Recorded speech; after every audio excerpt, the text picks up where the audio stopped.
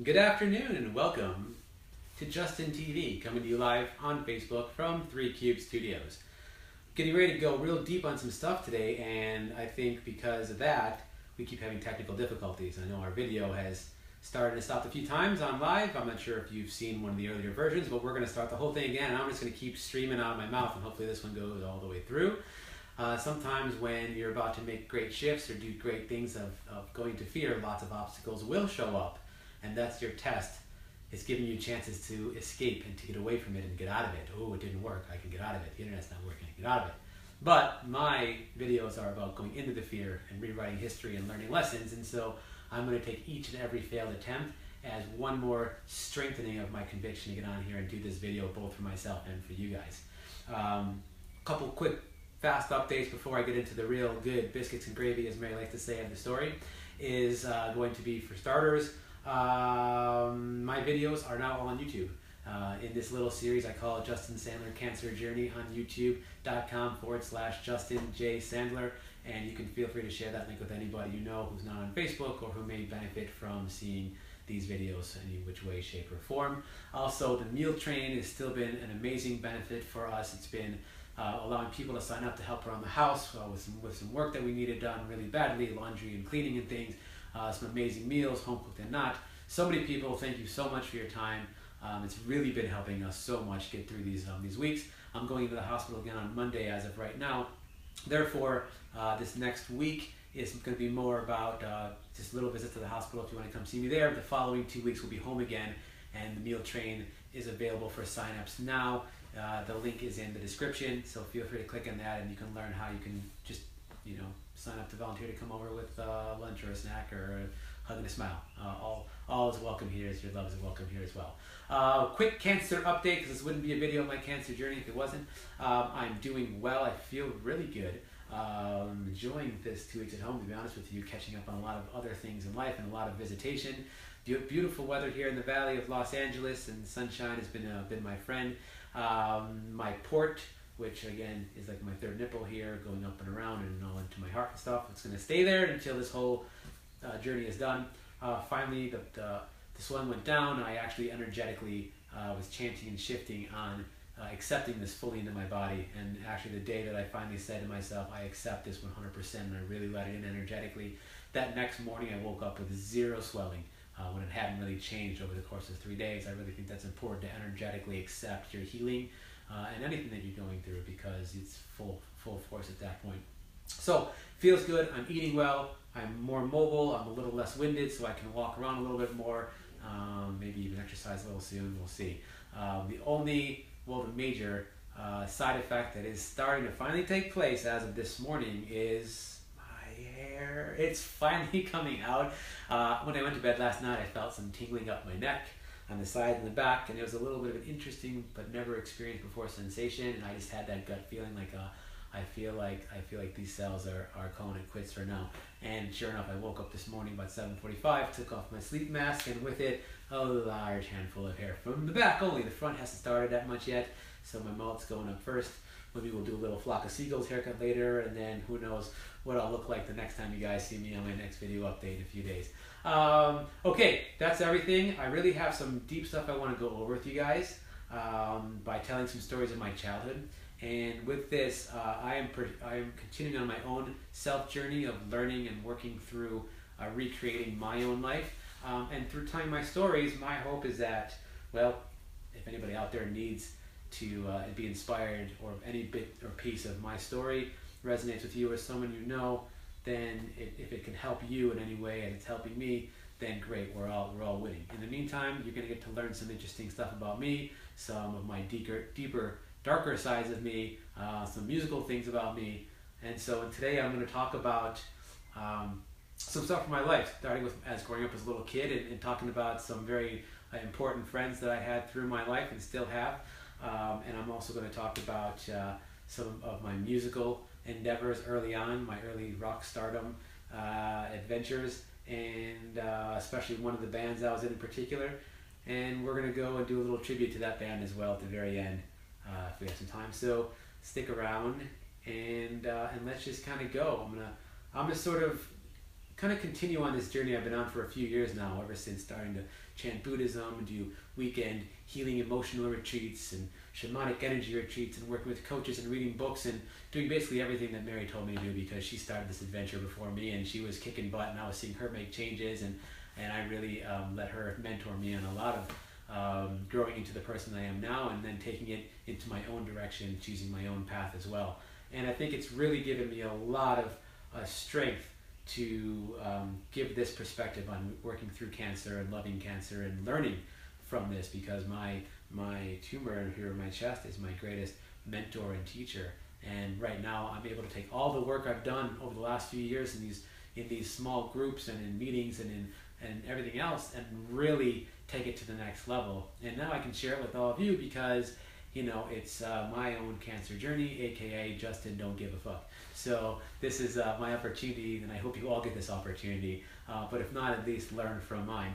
And so with that, I'm going to talk about the things I've really struggled with: self-worth, self-love, feeling of not lack, feeling accepting of who I am. This is what I've struggled with most of my life. I've gotten better over the years, but it really laid heavy into me as a youth, and affected the person I was. Fortunately, it didn't have a stranglehold on the person I was to become, and it definitely doesn't have anything to do with my future, because right now I'm working on changing my future, not by changing the future, but by going back and actually rewriting some of my past.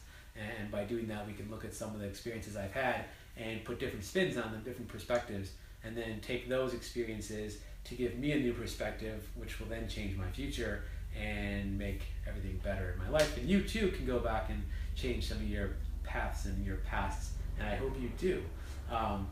And mine, we're going to go even deeper on how I felt. We're going to start with a little story, basically from being a little kid. Because I started out like a rocket, growing really fast in grade school, in grammar school, or not in grammar school, in preschool and in kindergarten. I was one of the tallest kids in the class, and had a pediatrician that told me I would eventually become 6'2", which was a great news to a young child. And I was the kid in the back row of the class pictures every year because I was one of the tallest. But then in early grade school, that early spurt I had just sort of, and everyone else started having theirs. I was also one of the youngest in my grade, and let's just face it, to say I'm a late bloomer is an understatement. I've always been a late bloomer, very evident through my physical, emotional, and maturity all through school and early life, and even my cancer. I mean, this usually hits guys when they're late teens or early 20s, so I even late bloomed on this. So be it. I'm learning my lessons at my own speed and time, and that's fine, because it all makes me who I am. So I would go back to a memory where actually one of the first times, well, first there's good here, so I'll tell you about this first, and then one of the first times I started to accept or believe that I was not good enough or lacking in some self-worth or self-value. But in second grade, I was to meet a young boy by the name of Jonas Udkoff. And interestingly enough, that all these many years later, he and I are still best of buds, have been each other's best men, and are still in each other's lives. And so that goes to show that my first best friend in second grade really has been there through my entire life. And there's metaphors to him and how this story goes. And we were buds right from the get-go, and his family welcomed me in right from the get-go. Laura and Barry and his little sister Alana became like my second family, and they were with me throughout all the years, even up till now. And it's amazing to have so much of those blessings in life. But I remember an instance in second grade where we all had to do testing for the math, and then what they would do in our classes, they would divide us into the excelled math group and the, I don't know what they called it, the decel math group, whatever it was. And I remember we were sitting in our little desks of fours, and we did our testing that day, and then the teacher was to call out all of the excelled group to stand up and then get over there while the dummies go over here. And I remember, and I was sitting there, and one of the first names she called was Jonas. And I watched him stand up, like, yeah, what's up? Like, he knew it was going to happen, because let's just face it, Jonas was cocky back then, and he still is now. It's just who you are, Jonas, and we love you for it. But it was like matter of fact for him, and he was like, yeah. And it was cool. He was definitely cool about that. I myself didn't get chosen and immediately felt like I was not good enough as my buddy and those people, and we had to go and get divided. It's a weird thing to do to kids in the class, but hey, let's just say it was an experience that I remembered. Aside from that, growing up the next few years, Jonas and I became better and better buddies, and met some other friends, and I was living in this grade school area through about 6th grade. But it was in that sort of 6th grade transition that I started becoming more awkward and uncomfortable with who I am, and I started looking in the mirror and not seeing back the person that I actually was, but a person that was less than. And I started receiving some bullying from other kids, not too major stuff, but some bullying, name calling, things like that. And it affected me, and because I was already kind of starting to feel less of myself when someone else said something that was also less of me, I kind of believed it, actually, which is interesting. Oddly enough, Jonas and I, by the end of 6th grade, we had moved away from each other. I had moved to another suburb, and by 8th grade he was in Alabama, and so we would still maintain our friendship and all that good stuff. But now I was in a new school district where I had a really rough time, and from day one I was actually hanging with the wrong people, and then ended up getting just harassed and bullied. I mean, I'm talking 7, 8 people on one, calling me names. I had stopped growing tall, and I started getting a little chubbier, and so here I am, 12, 13 years old, with braces and a belly, and short in my class, and just basically feeling like I was, way less than anybody else. And when people would tell me that I was this, that, and the other, basically their words became my truth as well. I let every word affect me because I looked so low on myself, thought I wasn't cool. It's an interesting thing growing up like that, because I wasn't as uncool as I thought I was. No one ever is. We always have a much worse perception of who we are, and we really need to stop looking at that perception and start seeing the real perception, and realize that when other people make fun of you, or when other bullies, for example, bully you, most of the time they actually just want what you have. They want to be who you are. They're jealous of something about you, not the other way around. And most people who are being bullied don't see through that. They just kind of see the surface, and they let that bullying, that name calling, affect them. And they inwardly, like myself, by the time I was 13, I felt like I was the butt of jokes. I felt like people laughed at me, that no one respected me. I was my chubbiest, I was my most awkward. Furthermore, I said I was a late bloomer. Well, let's just say this. Other kids started hitting puberty and around the normal age, and I did not, at the same age as everybody else. And so even by 13 and overnight camp and stuff, seeing other kids changing and in the showers and being like, I don't look like that. You know what I'm saying? Like, I wasn't there yet. And talk about feeling like you don't have enough and lack. That was more inwardness. That I was covering myself. I didn't want to be seen. I didn't want to be looked at. I didn't like the way I was. And then you start to radiate. I started to radiate, and I say you, not meaning you in particular, but me, a negative energy field because of the way I'm thinking about myself. And what do you think that's going to do? It's going to create more people negatively coming back, looking at you or responding to you because you're treating yourself that way. And so right away, you guys say, hey man, if I just loved myself a little, if I just accepted who I was for what I was, I wouldn't have been as affected by other people, and it wouldn't have progressed even more people treating me a certain way. But life moves forward, and I got to high school. Things got a smidge better, but then they didn't, because bullying came back. And I didn't have a good time of it through the schools I grew up in. I did have some buddies, of course, like Paul and Stu. You guys were buddies since 7th grade, and you guys always had my back. So I did have people who would have jumped in a fight or any snap and would have had my back, and I didn't realize that till now, even like way later, that there was loyal people. There were people that did like me. It didn't matter because of this quote unquote popular kids, the people who you wanted to like you, but really it's all an illusion anyway. So again, you feel like you're in the uncool crowd, but you really have cool people in your crowd. You just don't even realize it because you're wanting so much what you don't have. But something else interesting happened going into high school, and that's Jonas and his family moved back to Chicago. But they moved to Deerfield, a city that is important for many reasons, and I'll tell you why. And so Jonas and I started hanging out again. Of course, Jonas was a good and bad influence on me. He was like my mentor. Honestly, like Jonas, you've always been smarter and a step ahead, and you started businesses when we were kids, and you were always pioneering things and having the vision. There's no reason I can't imagine you as successful as you are today as your own business owner and doing things, because you were like that when we were kids. And so I looked up to you, and I felt like you showed me a lot of things and mentored me in a lot of ways as sort of like the same age-ish big brother buddy. Of course, there was the times that you brought me along to egg your neighbor's house. That didn't play well with the police or our parents. There were a few occasions where we made some not so smart decisions, getting drunk in the basement, etc. But hey, that's normal kid stuff growing up. We had a good time.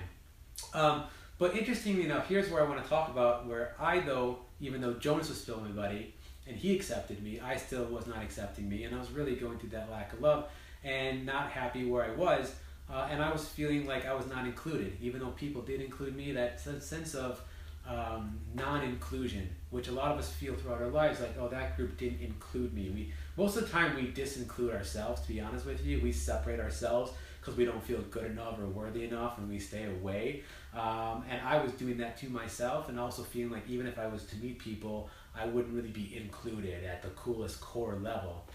Again, false stories that I'm rewriting now, because people did include me. Jonas always included me. When we were about 13, that was right when I started high school. He invited me over, and he made some new friends, and then invited me to come meet the new friends. And then the first day I met Nate Crudup and Herbie Moss and Ryan Bear, and right away I was included in his friends, and he brought me along and included me. And these guys accepted me right away. They didn't know of my past or how I was received at my school. They just thought I was some buddy of Jonas's, and that was cool. And even though I still didn't feel it, I was included by more and more of his friends. And throughout high school, I found myself hanging out in Deerfield on the weekends because I had a group. I had people that included me, but even though the group got bigger, I still had myself at the level of sort of the geek of the group. I played the role. The guy who would sneeze on command and be like, oh, allergy kid, or just make the dumb thing or say the dumb thing or be the butt of the joke so everyone can laugh. And I allowed that to happen because I know that by letting myself be that sort of joke and have a good humor about it, other people laughed, and making people laugh made me feel good, but it was at my own expense. I just didn't realize it. And it's not like these guys were mean to me. I mean, we were all mean to each other. Everyone, busts each other's balls, but I definitely set myself up to be that person by once again not respecting myself. Because whether it's a bully or a friend, if someone's busting your balls, and you're receiving it or believing it, it's because there's something within yourself that you're not respecting. Otherwise, whatever they were saying would sound like utter nonsense chatter. So, hang on one second. On this video, there's a bit of an alarm getting off that I'm going to have to swipe away so that we don't interfere with the rest of this video. I am back. So our group grew, and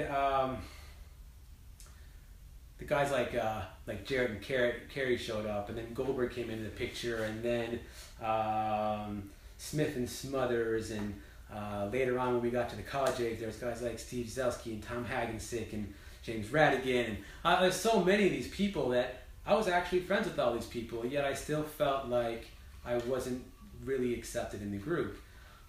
So, it's hard going through that as a kid. It's hard being in that position and not seeing the good stuff around me. And that's what a lot of us go through in life, is we get to wherever we are in our day, and we don't see the good things. We focus so much on the negative things or the bad things about ourselves, about our circumstance, and about life in general, that we miss out on all that good that's really happening. I started a morning journaling exercise a few months ago, and one of the things I do every day is I write at least 3 things right away that I'm grateful for. Because we forget to be grateful for so many of the things that we have in our lives, and I didn't live in any kind of gratitude at all growing up. I was living in complete and utter victim mode, where anything happened, I was the victim of the bullying, or the victim of the joke, or or just playing that role all too well. You know, anything went on, I would fall into that role. And a lot of us play the victim throughout much of our life, and it doesn't serve us, because I've done it even recently. You know, and the victim can be seen and covered in many different ways, but when you're the victim, you're not in your power. You are at the power of other people, of the words or actions of other people, not in your own control. And there are things you cannot control. There are things like cancer you cannot control. There are things that happen to you in life that you can't control. But there is a way that you can perceive it, receive it, and change that, and live with it differently, and not let one reaction to something that happened to you live with you forever. I was told recently, I'm going to call her up, I won't say her name, but a girl reached out to me from high school and sent me some really kind words. And I, you know, not a close friend of someone I knew very well, that's someone that just knew me, and gave me a really great compliment. Even said she had a bit of a thing for me in high school, and all these reasons why. And it wasn't like you were hot or something superficial. It was edgy and musician, deep, spoken in a certain way. I mean, there was words that were used in that really described a character. I'm like, I was like that?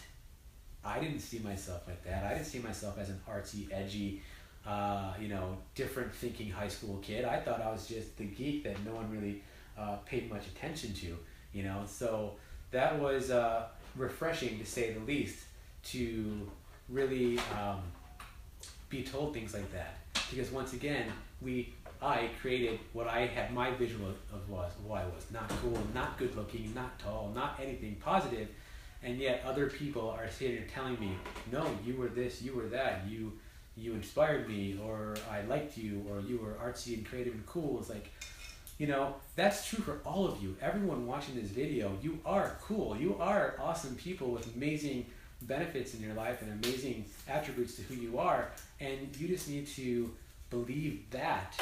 And if you don't believe it yet, start finding things you can believe and making shifts, because, you know, otherwise you're going to grow many, many years in your life still feeling like you're not good enough or not accepted enough, and it's really going to have a heavy impact on as far as you can go in this future. And if you want to really do great things with your life and in this world, you need to free yourself from all that pressure, because it is a lot. Let me shift gears just a little bit. I've been talking pretty heavy on things I went through, but you know, I would like to introduce you to a couple other aspects of my life and some inclusion, even some regrets. Now let's talk music. I was musical for my whole life. I still am. That's one thing that I definitely had, which I never really appreciated. I guess because I started playing violin in first grade, which I didn't really love too much, and then I got stuck playing trumpet from fourth grade on. Accidentally got pretty good by my senior year in high school. I was the lead soloist in the jazz and the marching band, and I was good, but being a good trumpet player is, well, at least in high school and stuff, it's not cool. So I was not, well, at least I thought it wasn't cool, but I mean, shit, Miles Davis is the birth of cool, man. He is cool. So if I would have really looked at how cool being someone like Miles Davis was, maybe I would have rewritten that part, and I can do that now and saying, yeah, being a trumpet player is cool. But in 13 years old, my real passion and love of music, which was always the drums, which I always wanted to play. I banged on my uncle's kid a few times when I was a kid. I used to make shoeboxes out of them and smash them to smithereens. But at 13, about right around 14 years old, Jonas, living in Deerfield at the time, bought a drum set for some reason. He didn't know how to play drums. He wasn't a drummer or anything at that point. He just bought this kit of pearl drums, I remember, with some crappy Zildjian scimitar cymbals, and invited me over. As a Friday night, I believe, and he showed me his drum kit, and it was like the greatest thing I'd ever seen. I mean, it was drums, and I could sit and I could play. And so Jonas had his sticks, and he sat down, and he made some terrible noises with it. And he said, "You want to try?" And I made some terrible noises with it. And then for a good part of this evening, we ended up just taking turns, like 15 minutes each, in and out of the room. The other one would go play a video game or whatever, and we would just jam on the drums. Well, a couple sessions in, I'm playing around, and suddenly, I'm playing a 4/4 beat, and I didn't know how I was doing it. But within seconds, the door busts open, and Jonas flies in like Kramer, and he's like, "How are you doing that?" And I have no idea, but I was playing it. It was instinctively coming through me, and I was playing my first beat. So he said, "Show me." So I tried to show him a little bit of what I was doing, and And then, you know, after that, I would go over to Jonas's, and we would put on Ozzy and Sabbath and Zepp, and we'd rock out to stuff, and we both were kind of learning drums at the same time. And then I started learning on some kits at my school, and just craving to play more and more and more drums. And by my junior year of high school, I wasn't playing drums in any bands yet. I was still just practicing on school kits and stuff. But my buddies started a band, and buddies meaning these guys from Deerfield. It was Jonas, it was Nate, it was Sodes, and not Smith, Sodes, and I think that's about it. I think Goldberg eventually came along. But they were playing a gig, some church battle of the bands, and they needed a bass player for this gig. And they knew that I played instruments and stuff, and said, hey, you think you can find a bass and be the bass player?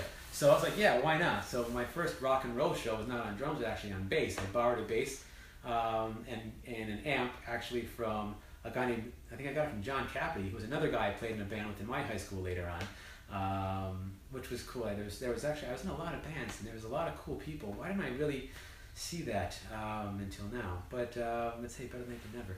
So I brought the bass over. I learned sort of the root notes of everything and figured out enough of a set, and in less than a week we rehearsed, and boom, we played a show.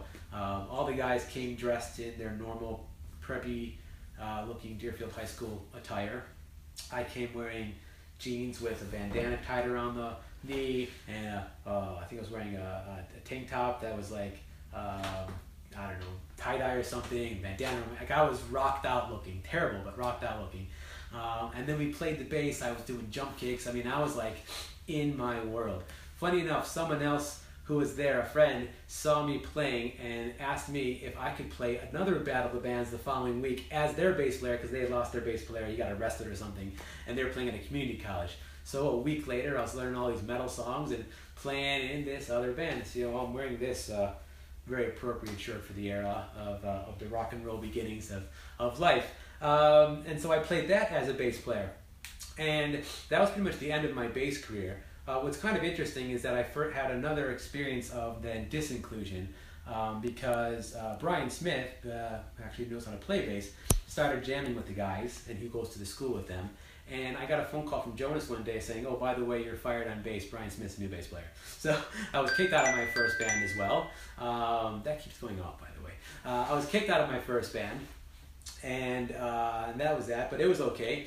But an interesting thing happened before I was kicked out of that band, and that was at one of the rehearsals. We were over at Brian Goldberg's house. Jonas wasn't there yet, but his drums were set up, and we were all there waiting for him to get there to rehearse. And while we were waiting, I put the bass down and went and sat behind the drum kit. And I started laying down some grooves, and everyone in the band's head just whipped over at me. And they couldn't believe that I was playing as good as I was, and we all started jamming together, and it ended up being really good. And sorry, Jonas, they said I was better than you. Actually, in all reality, Jonas, this is probably the one thing in life up to that point that I was actually better than you, that I think you excelled in everything but drums. That was my thing. So finally I had something. But you were the man, dude. So after jamming, these guys were like, after I got kicked out of the band, and then I got a phone call from the guys, and they're like, listen, we want to keep this band going. We want to play the high school battle of bands and all this bigger stuff, but Jonas isn't cutting it, and we want to jam with you. And I had drums in my basement at this point already, and I was playing in some bands in my school. And so I was like, wait a minute, I'm being included, like they actually want me, and these are my buddies, you know, that I'm hanging out with all the time. They want me to be in their band with them. And so I looked past any thought, any reasonable, normal thought that a person may have as what implications that could have. And I was like, come on over, let's do this. And they were over within a day, and we were jamming in the basement, and it was like I was being included. I was with my buddies. They liked me because I was good. It gave me something that made me cool, that I felt good about. Now, there's an interesting dichotomy there, because finally I was doing something that made me feel cool, but that wasn't internal. So people at my high school recognized me when they saw me play at a Battle of the Bands, and I was playing rock drums, and people were coming up to me that never used to talk to me. And that gave me an element of cool that I hadn't experienced before. So it was really, it was more of a false sense of being included and cool, because internally I didn't feel that way, but the drums at that time gave me that false sense, which is why I was blinded to looking at what I was actually doing. That same night we had our first rehearsal, my mom yells down the stairs. We were in the basement, and she says, Jonas is on the phone. And everyone's like, uh-oh. So I came upstairs, and Jonas gets on with me, and I still remember the conversation. I was in the kitchen of my house, and Jonas is like, are you guys rehearsing without me? And I was like, yeah, everybody's here. And he goes, you're a dick. And he hangs up the phone. And that was it. And I was like, wow, oops. And I came upstairs, I'm like, he called me a dick. And they're like, oh, whatever, let's keep jamming.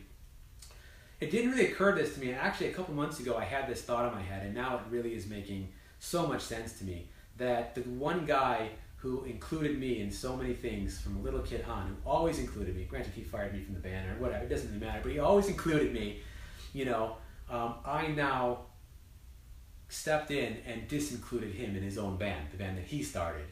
And I just wanted to be accepted so much by that I was blind to seeing that, and it didn't even ring a bell in my head that I did something that was actually really a major, I was a dick. I mean, that's the truest word he could have called me.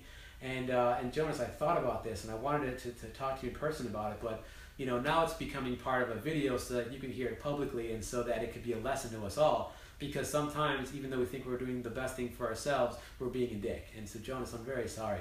That was an uncool dick move that I did to you back then. And you know, I know that you got over it fast, and life moved on, and that's just who you are. And you didn't aspire to be a drummer, and so be it. But I lived with that sort of regret that we didn't actually talk about that and do it the right way. And so yeah, I'm sorry, man. That's a heavy lesson that I'm learning now, as far as how important it is to include yourself first, because you're not going to step on people just trying to be accepted and included, because you really are. Everyone is really cooler than they think they are. So I think I've made a lot of points about a lot of things, and before this video becomes a bio-epic pick of grand proportion in the Godfather trilogy range, I want to get to you a little bit more of a tribute, and then we'll wrap it up. I want to talk about that band that we called LAF, and these were my buddies. And after Jonas, stepped aside, I mean, I was good. It was my thing. Drums were the best thing I could do, but in athletics or anything in life, that was my best thing. That's why I played in 3 bands at a time. But these were my best buddies, and playing in a band with them was an honor, and I always had fun. We did play our first gig together at the high school in the battle bands. We played our first bar gig together at the Thirsty Whale in Chicago, which Sode sent me the contract for it, which is we got paid like $50. So that's the day we all became professional musicians, about 18 years old, and actually I was still 17. I think I was still 17 at the time. And at those gigs, we played all covers, rock stuff. We played Outshine by Soundgarden. Speaking of Chris Cornell from the other day's video, we played all kinds of rock and roll. But we did have one original song, a song that I was not part of the writing of. Actually, that song was written before I replaced Jonas in the band. And the other day, Brian Smith texts me in the morning. He's the bass player from LAF and my buddy from the Deerfield world. Real fast, before I give you this piece and go on to the next level. The word Deerfield, this is where these guys all lived. Some of them still live there. And I'm talking about, these are my boys. And to this day, the Deerfield crew, everyone I've mentioned so far, and then some, have been some of the first people who have reached out to me, who have been there for me, who stayed in touch with me. One of them is here right now. I haven't even said hello to him yet. And so, by having these boys, they've had my back for many years, through high school, through college, through us all going in different areas. They had my back. And these have been my group that included me and still include me, and were some of the first to come to show support for me, and still showing great support for me. And Brian hits me up the next morning after my last video, and he says to me, hey, how you feeling, checking in? And I'm like, overall feeling pretty good, not ready to do some personal best on the bench press, but I'm ready to butcher some more good rock songs, referring to what I played the other day on my video. And he joked with me and said, Unborn Child by LAF. And I thought that was funny, and I'm like, well, why not? I'm like, dude, can you send me a copy? Do we have it or anything? Like, the idea of a version? And when I started thinking about it, I'm like, not just should I bring this song back, but it inspired me to do this whole childhood story retelling. And so that little thing, Brian, that little text was great inspiration for this entire video. So I hit up Nate and hit up Sodes. I try to get a copy. No one has one. But Nate right away has his wife shooting videos, and he's sending me clips of him doing, well, here's how the bridge goes, and here's how the verse goes, here's the chorus goes. Now, he did it with bar chords, and I can't really play bar chords yet, so I'm transcribing it, and it's going to be a little awkward. But I tried to learn what Nate sent me. Sodes sent me, and again, no video, but Sodes sent me this, which is a picture of the original recording, or original draft of Unborn Child. Now, it's very incomplete. There's only 2 verses here. The rest is missing. The words are sort of scratched out, so it's not the song I'm into playing. It's also weird, though, because it's written by Nate, Jonas, and Dave Soderbergh. So Jonas is one of the writers on this. And then Brian Smith, it says asterisk for pretend. I'm not really sure if that is or not. But it's weird because it goes from like your chorus to some guitar, then the chorus, then it says drums. And with Jonas, you can do a drum solo there. Man, I wouldn't advise it as a producer of this song, but I don't know, maybe it would have worked. And anyway, so what I did is I took this song and what I knew of Nathan's chords and just what I remembered. And I wrote version 2.0 of Unborn Child. So what I did was I took the song, I added 2 new verses, I added a bridge, and I did my best to try to figure out how the melody went, especially of the verses. I know it's going to be totally different, but I would like to play this song for you guys as a special tribute to all my buddies in Deerfield, to LAF, to growing up accepted by the Deerfield crew, which, by the way, when I'm hooked up to all those machines in the hospital, every single bag of medicine I'm on says Baxter, Deerfield, Illinois. I don't know, man, but every time I look at one of my medicine bags, I see the word Deerfield, and you guys are my boys, so this is a tribute to you. So I'm going to grab this here guitar, and I'm going to do my darndest to butcher another song for you guys. So sing along, laugh along, have some fun. This one, I've written all the writers on here. I did include Nathan, Jonas, and David Soderbergh. I did include Brian Smith, whether or not you were a part of it, you are a part of it. Brian Goldberg, of course, because you added the keys, so of course you got to get writing credit. And I threw my own name in here because, well, I added some new verses and I'm giving you different versions. So I don't know if this can be seen or not, but there you guys. So here it is. If you guys really want to see this, I could copy it and paste it into a comment later and you can have the words. I could even include a copy of this as well. Okay, I'm done stalling. I'm going to get my guitar, take a sip. And I hope everybody's feeling good on this beautiful Wednesday afternoon. I'm looking forward to getting outside and getting some fresh air in a minute and some lunch. Because that'll be nice. Whoa! Alright, I think everything's working. Guitar sounds like it's in tune. I just started jamming again a couple days ago and my fingers are killing me, by the way. The calluses haven't grown back. So some flubs are inevitable as I'm trying to press on these steel strings with some very raw fingertips. And whatever my lungs give me today is what I'm going to give you. You ready? Let's do this. Our children are caught in a hellish place. No matter color, religion, or race.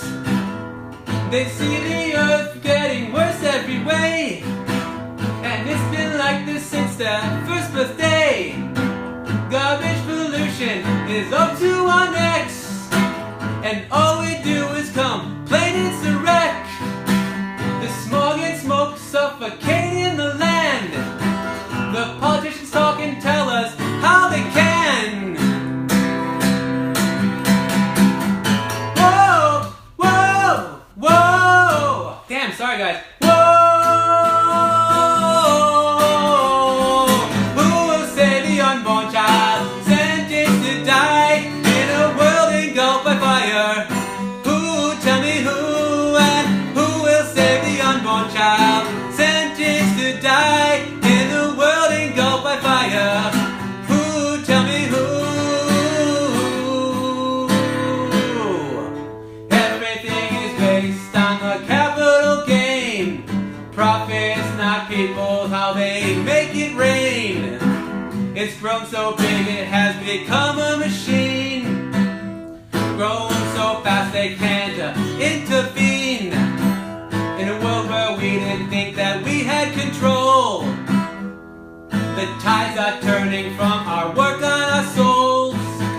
We see a shift where we change all their rules. These unborn children about to take them to school. Oh, who will save the unborn child sentenced to die in a world engulfed by fire? Who, tell me who will save the unborn child sentenced to die in the world engulfed by fire?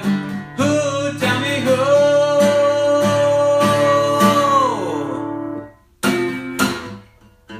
Bridge. Stand up for this unknown name and put an end to this lasting shame. Up till now they were winning the game. This revolution has begun,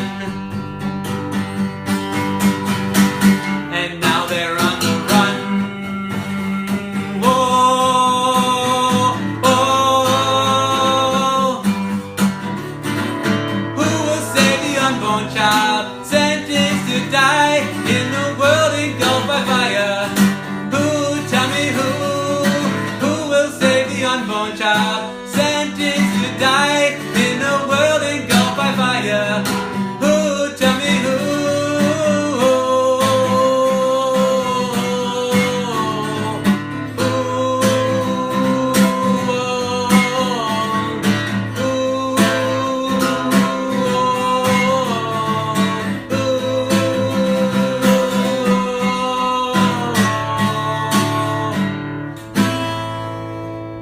I dedicate that to my whole crew from Deerfield and beyond. I love you guys. To laugh. Let's do a reunion tour when this is all done. Thank you for playing along. That came out better than I expected. It took me a few opportunities to find the in tune part, but I think it was better than my Chris Cornell attempt last week. But thank you guys for listening. I hope today was educational and beneficial. I'll upload this on YouTube for those playing along at home, and we're going to go ahead and get out of here and get on with the rest of our day. But whoa, before we do, I mentioned someone who I met back when I was 13 years old, and he's here, right? Hey, right, brother. What's up, man? What's up, man? How are you? Good. Herbert Moss. Hello, everybody. From Chicago, Illinois, originally Deerfield, Illinois. And the guy I met when I just turned 13 with Jonas, actually, we were at your house when I met you. I know. You guys were playing basketball. Basketball. Right. Bothering the neighbors. Bothering the neighbors. And Herb was a good kid from day one, and he's been a guy who's had my back since, and a guy even to this day who's here to help me out. And I appreciate you. I love you, man. I know you would take a bullet for me, and I'd do the same for you. And that's just the way all these boys were. So in the flesh, he came out from Chicago and just drove up from the desert today for where he's been staying for the last few days. So we're going to kick it and spend some time together and catch up on the old days. Today was a lot of fun. Thank you guys for hanging out. Thank you, Herbie. We're to go chill. Thank you, Mary. And thank you, everyone out there in the world who watched. I love you guys, and stay tuned for the next one. Thank you. This guy's awesome. Shucks. Okay. Hey, dude. Dude, what's up? Good to see you, Good man. to see you as well. You look man. great. How was the drive?